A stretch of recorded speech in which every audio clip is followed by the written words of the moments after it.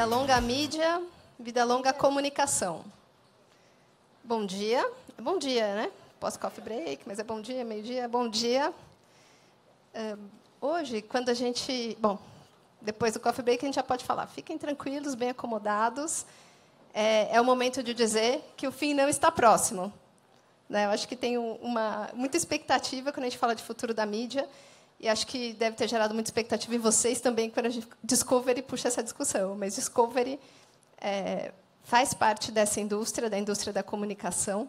E nada é mais poderoso que a comunicação, que essa habilidade de comunicar. Então, a gente se sente muito privilegiado de poder vir aqui e trazer um conteúdo desse nível para vocês. E esse poder da comunicação é o poder de transmitir ideias, de transmitir pensamentos. E fazemos parte dessa indústria com muito orgulho. E esse orgulho vem dessa capacidade de contar histórias, de provocar esses pensamentos, despertar curiosidade, de ajudar as pessoas a descobrirem, a explorarem o mundo, como a gente diz na Discovery, essa vida real, que é a base do que a gente realiza, do que a gente traz e do que a gente consegue no dia a dia, conquistar grande parte do tempo das pessoas, que também é esse grande luxo que a gente falou agora há pouco. Mas a gente está aqui para falar do futuro. Né? E qual que é o futuro da comunicação? Como é que a gente olha isso?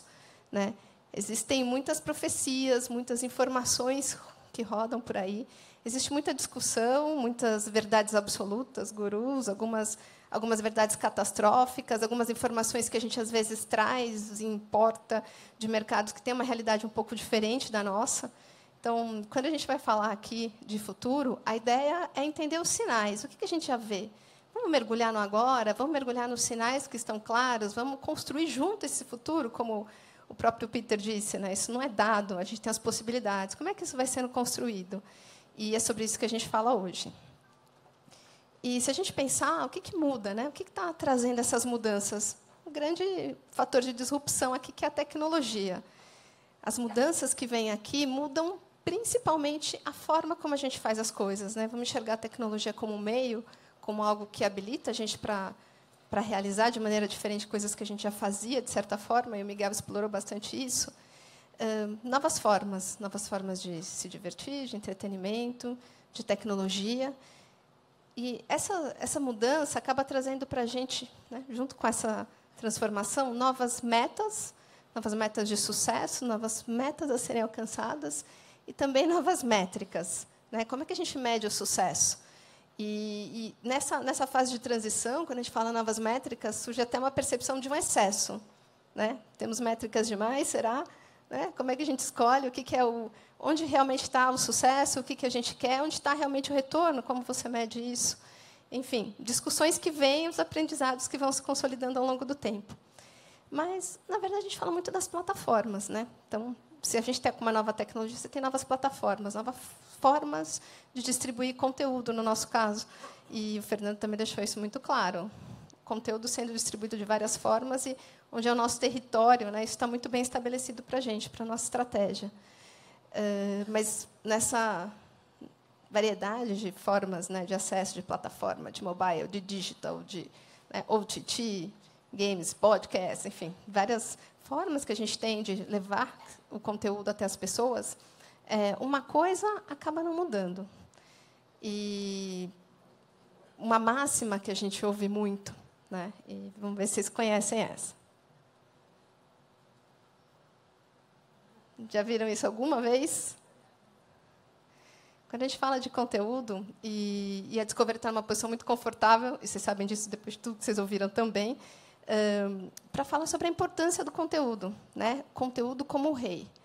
E, por isso, acho que é ainda mais forte a gente estar aqui para fazer uma pergunta. Será? Será que o rei é o conteúdo? Será que é a serviço do conteúdo que todos nós estamos em todos os momentos?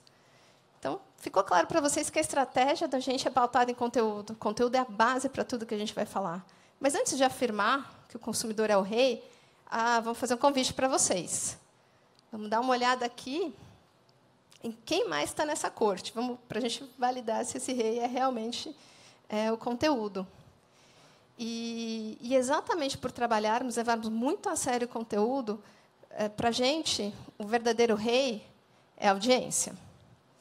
Então, esse rei é para quem todo esse conteúdo é produzido, é para ele que é levado, e por isso que a gente chega até ele com o nosso conteúdo, independente da plataforma que ele estiver, independente do momento que ele quiser assistir, tem a disponibilidade 24/7 na plataforma em que for, e garantir que a gente consiga disponibilizar o conteúdo que ele quer ter acesso, né? Que ele entrega para a gente, em termos de tempo, todos os dias, nos diferentes canais, nas diferentes formas que a gente tem de entrega. Então, vamos estabelecer, a partir de agora, que o novo rei, ou a nova rainha, é a audiência. E a proposta é que eu e o Edu, a gente distribua aqui, vá conversando aqui com vocês um pouco sobre os principais pontos que a gente vai usar para analisar essa audiência e contar um pouco para vocês de como a gente enxerga a importância dela e como a gente vai trabalhando isso ao longo do tempo. Então, o que será que é importante para a audiência? O primeiro ponto, que é o que eu vou desdobrar mais aqui com vocês, é a parte de conexão emocional. Depois o Edu vai falar de presença e de comunidade. Okay? Então, vamos lá. Conexão é importante? Conexão emocional faz a diferença?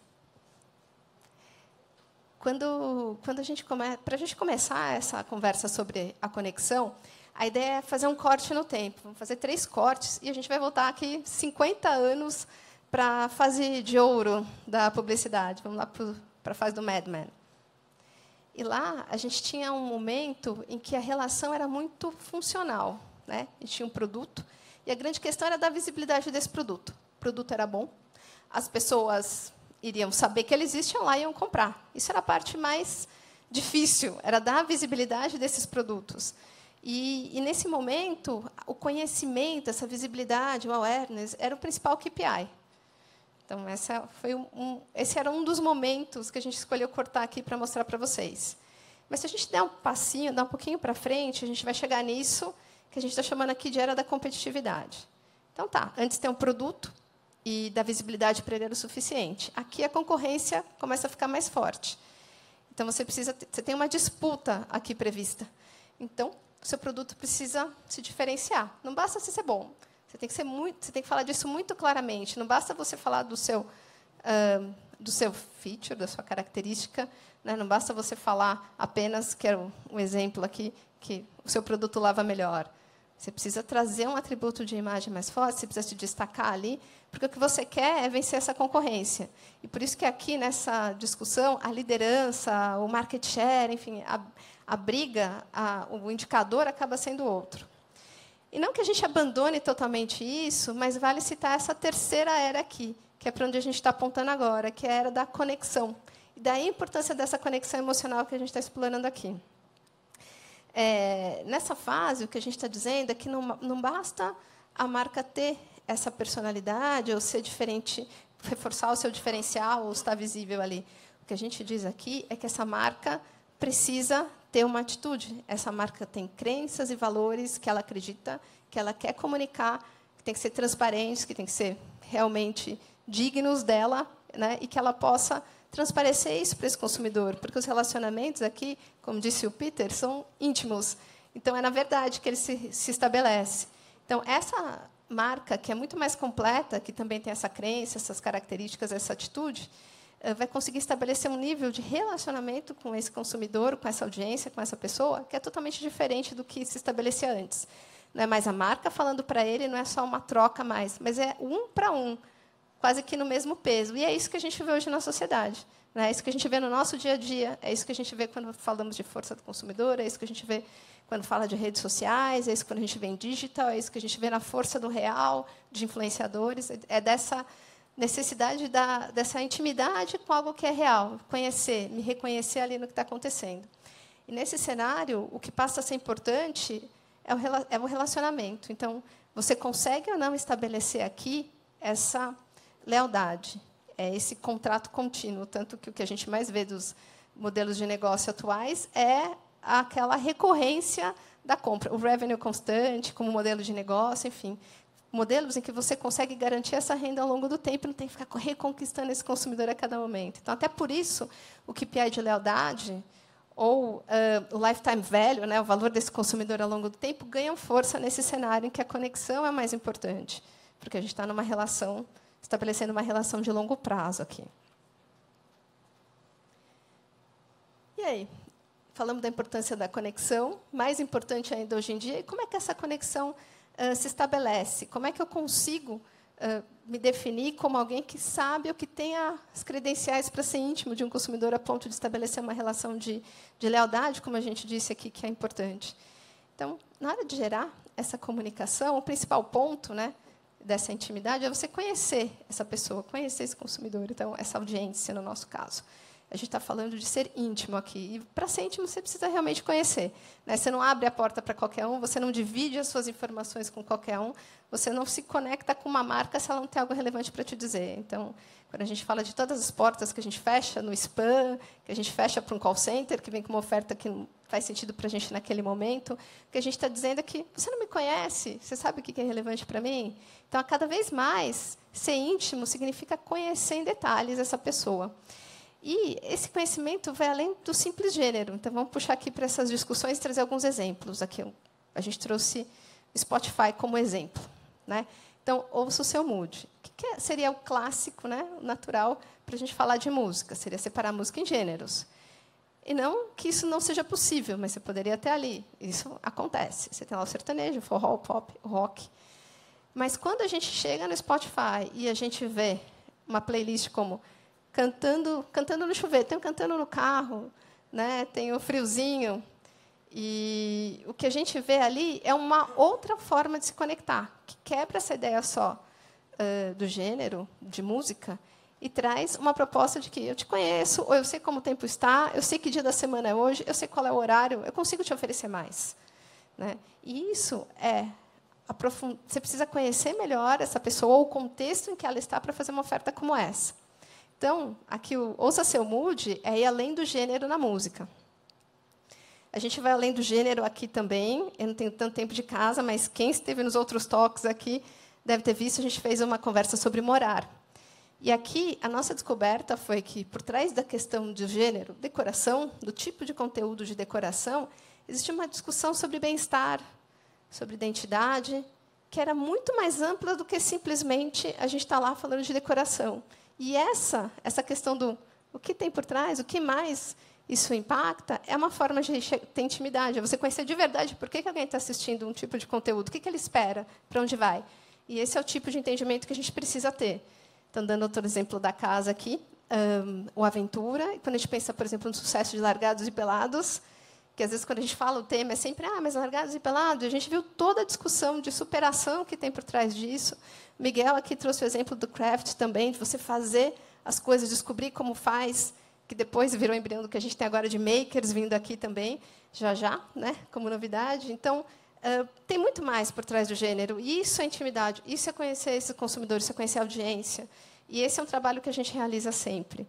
E eu acho que vale citar aqui, obviamente, alguém que faz muito isso também, que é Netflix. Então, Netflix também revê toda a forma de recomendação. Então, você tem tanto a história do tipo de conteúdo que você consumiu antes, mas também você tem aqui séries com fortes protagonistas femininas, séries americanas de investigação criminal, formas mais específicas de endereçar e de organizar o que ela tem de oferta, para que as pessoas consigam se conectar, se entender ali, perceberem que há um conhecimento lá. Sabe quem eu sou, é a intimidade. E traz alguma coisa com isso que é relevante. E esse é o ponto.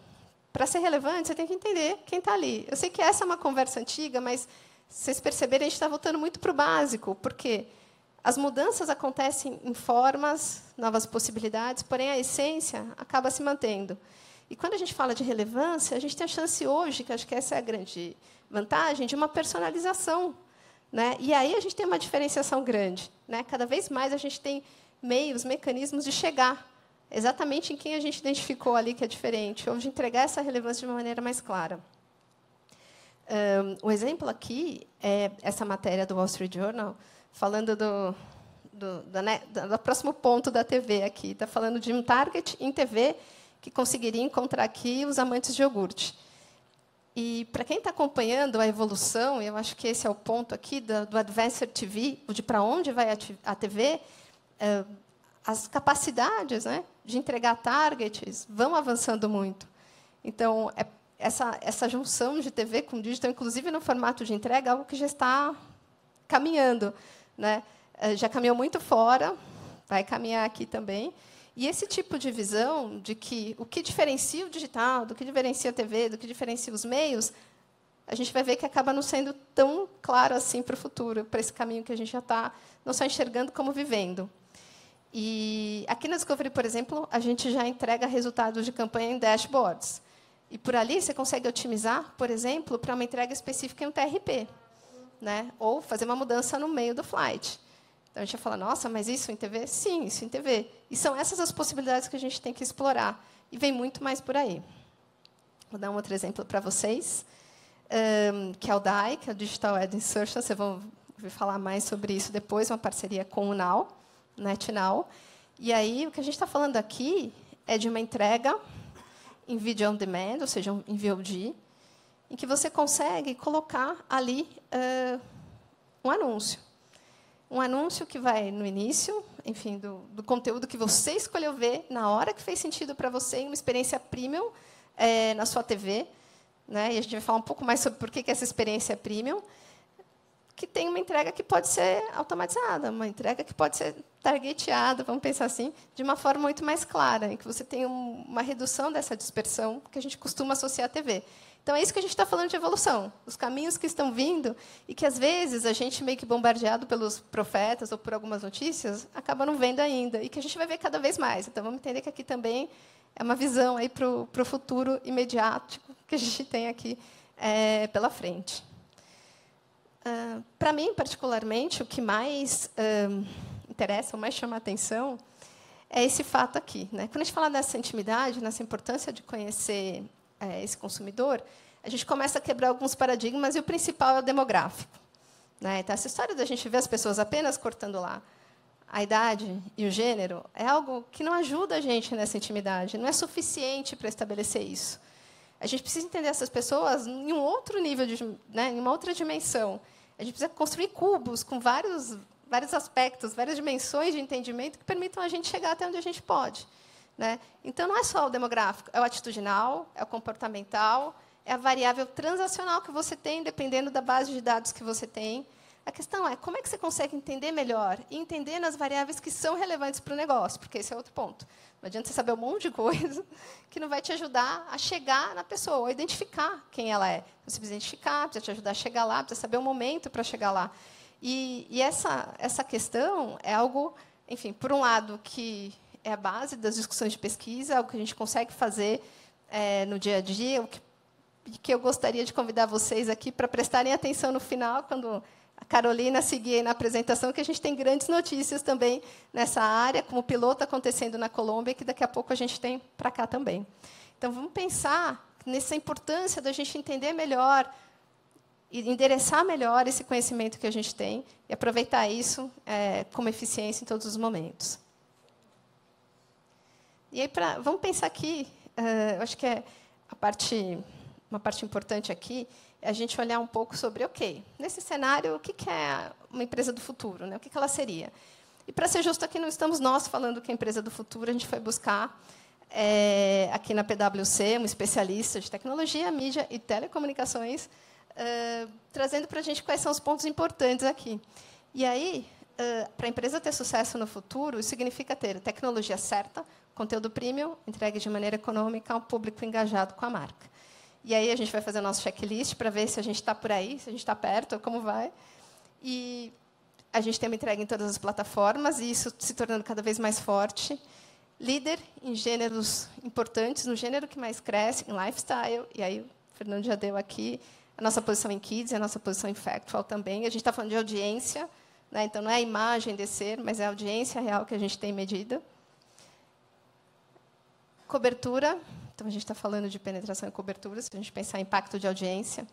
E eu acho que é mais importante para a gente, love brands. Então, quando a gente fala de target, entender profundamente esse consumidor, entender quem ele é, a gente sabe qual é a proposta que a gente tem para a TLC, qual é a proposta que a gente tem para a ID, quem teve em talks anteriores compreende isso super bem, para Turbo, para Discovery, para Home and Health, enfim, ir para food networks. Quando a gente passa a pensar nas marcas e como elas podem, e elas já são love brands, isso também inspira muito a gente a seguir. Porque, nesse cenário todo que a gente vê, dessas mudanças de tecnologia, Animal Planet, que vem aí novidades também, nesse cenário todo que a gente vê de mudanças de tecnologia, um ponto importante é a gente não ser a interrupção, mas fazer parte da atração, né? Por quê? É você não ser o que interrompe a atenção, mas você é o motivo da atenção. É ter as pessoas prestando atenção em você. E hoje, nessa época de fragmentação, de excesso de estímulos, né, em época de adblocker, esse é um momento em que conseguir a atenção das pessoas faz toda a diferença. E é isso que a gente faz todo dia, se a gente pensar que as pessoas estão lá entregando o tempo delas para consumirem o conteúdo que a gente produz. E esse é o grande trunfo do conteúdo do vídeo, né? Do tipo de conteúdo que a gente faz, do conteúdo audiovisual.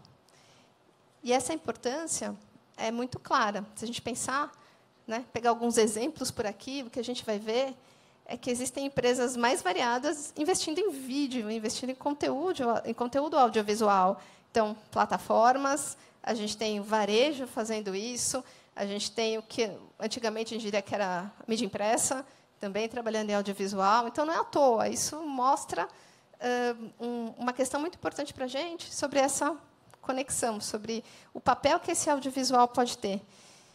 E, se a gente está falando de audiovisual e da força que ele tem para comunicar, aqui vai uma informação específica sobre branded content.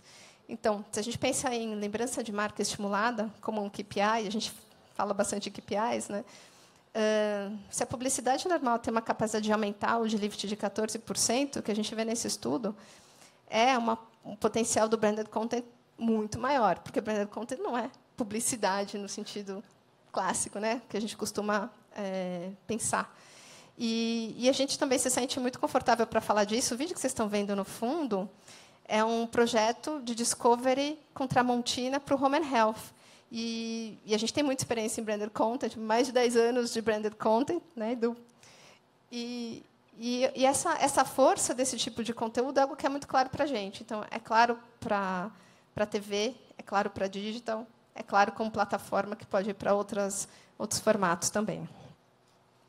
E essa força é interessante porque, antes, quando a gente falava de vídeo, vamos pensar, vamos voltar século passado, lá no início, o cinema. O vídeo era o cinema, né? E agora a gente tem vídeo em todas as telas, né? Daqui a pouco vamos ter na porta da geladeira, no relógio, e telas que a gente nem imagina onde estarão, mas, enfim, do cinema para qualquer tela. É esse o caminho do audiovisual, esse é o caminho do vídeo. E, quando a gente fala disso, é muito importante a gente entender que grande parte do tráfego de internet, de banda larga, né, vem de vídeos. Então, assim, vai ter existe uma proliferação, a tendência é que isso aumente. Por isso que, para a Discovery, é importante também ter seu território ali do entretenimento, real life, cada vez mais estabelecido. E, se a gente pensa, então, nesse avanço das diferentes telas com conteúdo audiovisual, ele foi proporcionado pelo avanço da internet rápida. Então, a tendência é essa. Temos aí 5G chegando e daí para frente. Então, essa é uma tendência que não vai recuar mais. O conteúdo em vídeo ganhando cada vez mais força aí nesse cenário. 58% da capacidade global, né, de dados acaba vindo de plataformas de streaming, né, seja streaming de música, streaming de games, streaming de vídeo. Aqui tem uma informação mais específica, né? Netflix representando 15% disso, YouTube representando 11%. Enfim, a tendência é que esse número também aumente. A Cisco dá um número de 80% de vídeos para 2020. Então, são números bem expressivos. E, para reforçar isso, trazendo uma informação de consumidor, a gente tem um número grande de pessoas que assistem vídeos todo dia. Isso não assusta mais a gente, né? A gente fala, mas as pessoas assistem vídeo, assistem todos os dias, assistem no celular, assistem. Esse é o sinal dessa evolução que a gente está dizendo, né? Da tecnologia como novas plataformas, impulsionada por uma capacidade de internet possível que vai deixando a gente acessar telas diferentes e consumir o tipo de conteúdo que a gente tem interesse. Então, nesse cenário dessa multiplicação de telas, eu acho que vale a gente retomar a discussão da conexão, né, aqui, que é onde a gente começou, que é relembrar que a atenção na TV é maior. Ali, os números de cima são dados de um estudo chamado Beyond TV, da Discovery, mostrando no mundo e na TV o nível de atenção, tanto para a TV, no mundo e no Brasil, o nível de atenção, para a TV e para o digital. E a gente percebe, e eu acho que isso é meio claro, enfim, você está ali, é o famoso lean back, né? Você está ali assistindo, uma tela que vai te contar histórias, uma tela que você acessa para isso, em um momento, em uma situação diferente, um contexto que é diferente. E embaixo tem uma informação de Active Viewing TV, que é um estudo de neurociência, com eye tracking, acompanhando lá. Vamos pensar que esse movimento dos olhos aqui é a referência que a gente tem para a atenção, né? Mostrando também o quanto essa atenção é maior quando você está na TV versus quando você está em uma plataforma digital. Então, essa capacidade de conectar, né, de trazer essa atenção, é muito clara para a TV, e esse é um grande trunfo. E acho que o outro ponto, e que eu já meio que adiantei aqui, é a conexão. Então, você traz a atenção e estabelece essa conexão, porque é uma plataforma, né, é uma tela que gera muito facilmente essa conexão emocional, né? Então, o primeiro meio em eficácia, por conta disso, desse incomparável, né, dessa incomparável capacidade de engajamento que ela traz. Aqui, um vídeo fofo, que acho que as pessoas vão se conectar, independente da idade aqui, devem lembrar dos bichinhos, mas a proposta aqui é a gente lembrar de quanto campanhas marcam a vida da gente, quanto elas continuam marcando, e que, mesmo numa entrega em diferentes plataformas, a maioria das vezes, o hero da campanha, né, o vídeo, a campanha começa a partir da TV. A TV tem sempre uma entrega muito importante para transmitir essa mensagem, né? Então, vamos pensar que a capacidade de evocar a emoção acaba sendo diferente exatamente pela experiência que essa tela proporciona. E aí não é à toa que os upfronts são momentos muito importantes para a indústria, né? Aquele momento em que as companhias vão lá, mostram qual vai ser o seu portfólio para o ano, que tipo de lançamento de conteúdo vai acontecer, conversam com os anunciantes, com as agências e fecham os negócios para o ano que está vindo, né? Isso tanto para a Latam quanto globalmente. E tem aqui uma frase também que eu acho bem interessante, que é de um VP da Oracle, né? Que é sobre a importância que a TV tem. Então, essa capacidade, né, por que os upfronts são importantes? Por essa capacidade que a TV tem de conseguir construir essa conexão emocional, essa capacidade única, incomparável de realizar isso quando a gente compara isso com outros meios. Então, vamos pensar em uma tela grande que é capaz de proporcionar um tipo de experiência que é totalmente diferenciada nesse sentido e que pode trazer uma conexão emocional muito diferente em um outro nível para todos. Bom, meu bloco era o bloco da conexão emocional. Entrego agora para o Edu continuar essa conversa com vocês.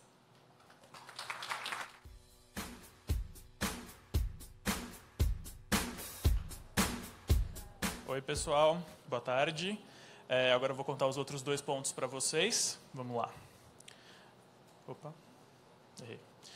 Quando a gente fala de presença, né, não é novidade nenhuma que a vida das pessoas está cada vez mais conectada, todo mundo sabe disso, está todo mundo aqui conectado o tempo inteiro. Hoje já são mais de 116 milhões de brasileiros conectados à internet, e só no mês de agosto foram 30 milhões de acessos à internet somente pela banda larga fixa, ou seja, um número gigantesco, né? Em 2019, mais conhecido como daqui 54 dias, mais ou menos, serão cerca de 4 devices conectados à internet para cada humano no planeta. Ou seja, completamente absurdo. É como se cada um de nós tivesse 4 celulares na mão, né? É uma coisa surreal. Ou seja, cada vez mais a nossa vida vai ser mais multiplataforma, sem dúvida. E no passado, a gente como TV por assinatura linear, o nosso objetivo era sempre estar conectado em todas as telas, chegar em todas as telas, em todas as telas que as pessoas utilizassem, né? E hoje é chegar em todas as telas de fato mesmo, todas essas 4 que cada uma vão ter. Esse é o nosso objetivo. Essa frase aqui, acho que ela define bem o momento que a gente está vivendo hoje. The distinctions between medias are blurring. Está tudo borrado, de fato, né? Eu acho que as mídias estão cada vez mais se convergindo. Está tudo muito conectado uma coisa com a outra. É uma convergência de acesso, de parceiros, de meios, de anunciantes, de tudo, né? Acho que cada vez está uma coisa mais única e homogênea. E a nossa vida vai ser cada vez mais seamless mesmo, cada vez mais sem intervalo, né? Nessa discussão de plataformas, a gente vê que a TV ainda acaba sendo um meio muito consumido. Aqui trazendo um outro dado do estudo Television Beyond TV que a Paty comentou, 81% dos entrevistados, a gente fez essa pesquisa em 9 países, ainda assistem a TV linear e consomem, acham que ainda é algo relevante. Então, é um dado super legal para a gente também. E segundo dados do eMarketer, a TV é o device favorito para assistir a vídeos, né? Sendo que esses números, 230 é o número de minutos consumidos por mês, 230 na TV, e internet 58,7. Outro dado que a gente tem aqui do Television Beyond TV é que a TV ainda é um meio que alimenta o desejo e a curiosidade das pessoas, né? No Brasil, por exemplo, a gente tem 71% das pessoas usando a segunda tela junto com a TV. No mundo, 67%, um pouquinho menor. E dessas pessoas todas, 53% busca saber mais sobre o que está assistindo, sempre na segunda tela, e 60% diz que a curiosidade é o que acaba motivando, né, a buscar mais e que ela é sempre satisfeita na segunda tela. Então, de fato, uma coisa sempre complementa a outra. Acho que o termo binge watching é algo que todo mundo tem ouvido falar bastante, já está há alguns anos todo mundo comentando, e quando a gente começou a pesquisar e ver como a gente ia abordar esse assunto aqui no estudo, a gente se lembrou que, na verdade, as maratonas é uma coisa que foram criadas pela TV por assinatura, e é algo que simplesmente hoje o Netflix and Chill é algo que todo mundo faz, mas é algo que surgiu na TV por assinatura, é um hábito que já está há muito tempo. Eu mesmo, quando meus pais assinaram TV por assinatura em 97, adorava assistir Garfield e Scooby-Doo, maratonas de Garfield e Scooby-Doo no Cartoon Network, que era incrível. E algo que a gente vê isso se repetindo até hoje, inclusive na TV por assinatura. A gente tem o dado aqui da maratona de Largados e Pelados que a gente teve na última semana de dezembro do ano passado no Discovery, e foi a maior audiência da última década. Então, é algo que, de fato, tem muita relevância, as pessoas curtem mesmo parar e assistir, né, e dar atenção para isso. E reforçando esse número, a gente tem o dado aqui de Netflix, que tem hoje 8,4 milhões de supermaratonistas de séries, né? Então, cresceu super. De 2013 eram 200 mil e hoje são 5 milhões de maratonistas, né? E quando a gente fala a questão do linear, né, parece ter um pouco até de vergonha de falar sobre o linear. Só que, na verdade, o linear, sim, é uma coisa interessante. Ainda faz parte da vida das pessoas. A gente vê, como, por exemplo, influenciadores e próprio Netflix fazendo uma conexão de como a gente ainda pode usar essa dinâmica da TV linear, que é lançar um episódio do YouTube com hora marcada durante a semana, ou mesmo um novo episódio de uma série que a gente quer assistir. São estratégias diferentes, mas que todas elas acabam funcionando. E você cria aquela expectativa, né, para poder assistir. Então, é algo bacana. E quando a gente fala de presença, a gente lembra também da interatividade, né? A presença física, né? Como a gente pode interagir com os conteúdos. Como o Peter falou, a gente sabe que VR ainda é uma coisa que está sendo desenvolvida, ainda não é um nicho muito pequeno ainda no mercado, mas que com certeza vai ter muito mais investimento no futuro e para que amplie essa experiência das pessoas com o consumo de conteúdo. Aqui na Discovery a gente já tem 2 exemplos.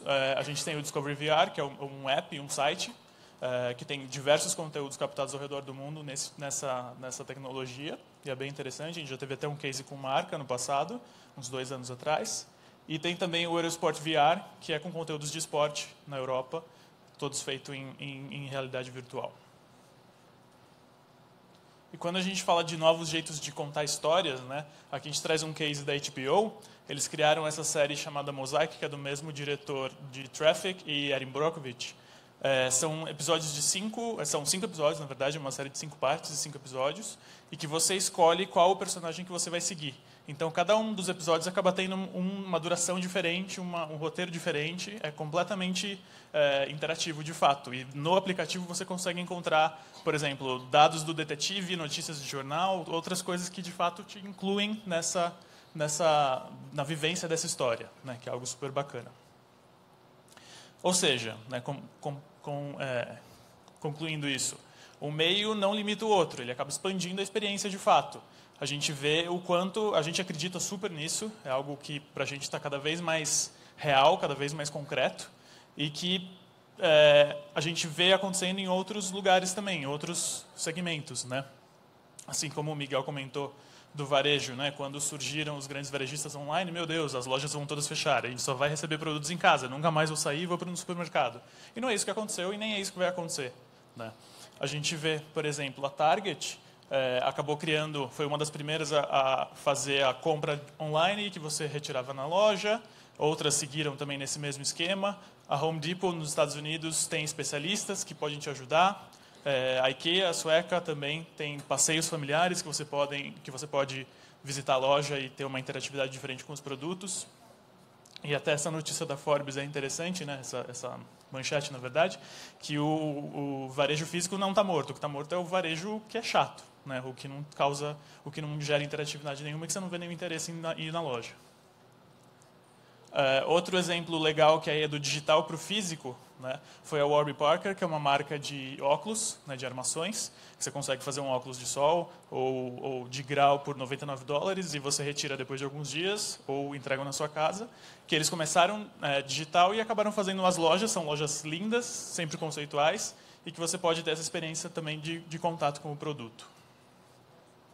E a gente vê que toda essa conexão do físico com o digital permitiu que a gente tivesse novas formas, né, de poder consumir. A Amaro, que é uma loja, um varejo de moda feminina aqui do Brasil, que acabou criando esse novo conceito de guide shop, que você vai lá, você pode experimentar as roupas, tocar as roupas, ver tecido, tamanho, tudo, e não necessariamente você vai comprar lá, você não pode comprar. Você pode ter até alguns tablets espalhados pela loja que você pode comprar, mas a ideia é que você, de fato, só entre em contato com o produto e depois compre pela internet, né?